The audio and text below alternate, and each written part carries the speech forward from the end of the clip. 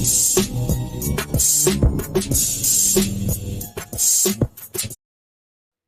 Friends, welcome to our channel.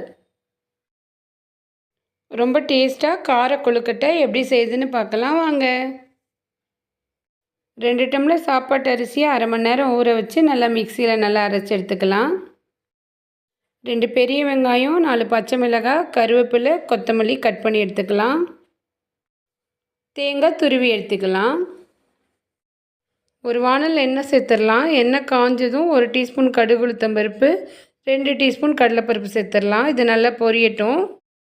இது நல்லா பொரிஞ்சதும் நம்ம கட் பண்ணி வச்சுருக்க பெரிய வெங்காயம், பச்சை மிளகாய், கருவேப்பிலை, கொத்தமல்லி இதெல்லாம் சேர்த்துடலாம். இது நல்லா வதக்கி விடலாம். வெங்காயம் நல்லா வதங்கட்டும்.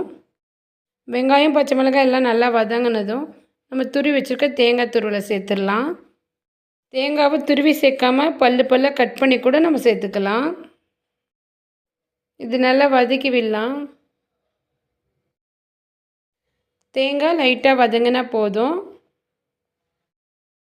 நம்ம அரைச்சி வச்சுருக்க மாவில் உப்பு போட்டு நல்லா கலந்து விட்டுடலாம். உப்பு கரெக்டாக இருக்கான்னு நல்லா செக் பண்ணி நல்லா கலந்து விட்டுடலாம். தேங்காய் வெங்காயம்லாம் வதக்கிட்டுருக்கோம். அதோடய இந்த மாவை சேர்த்துடலாம்.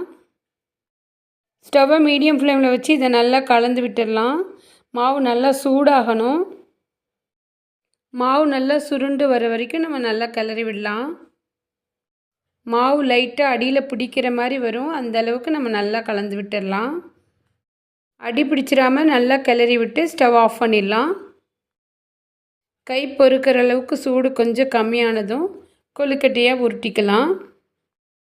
எல்லா மாவையும் இதே மாதிரி உருட்டி எடுத்துக்கலாம். இட்லி பாத்திரத்தில் தண்ணி வச்சு நல்லா சூடானதும் ஒரு தட்டு மட்டும் துணி போட்டு வச்சிடலாம். இட்லி பாத்திரம் பிடிக்கிற அளவுக்கு நம்ம கொழுக்கட்டையெல்லாம் இதில் அடுக்கி வச்சு மூடி போட்டு வேக வச்சிடலாம். 5லேருந்து 10 நிமிஷத்துக்குள்ளே கொழுக்கட்டை நல்லா வெந்துடும். ஒரு 10 நிமிஷம் ஆயிடுச்சு. நம்ம ஓப்பன் பண்ணி பார்த்துடலாம். கொழுக்கட்டை ரொம்ப சூப்பராக வெந்துருச்சு. ரொம்ப டேஸ்டான கார கொழுக்கட்டை ரெடி ஆயிடுச்சு. நீங்களும் இதே மெத்தடில் ட்ரை பண்ணி பாருங்கள் ஃப்ரெண்ட்ஸ்.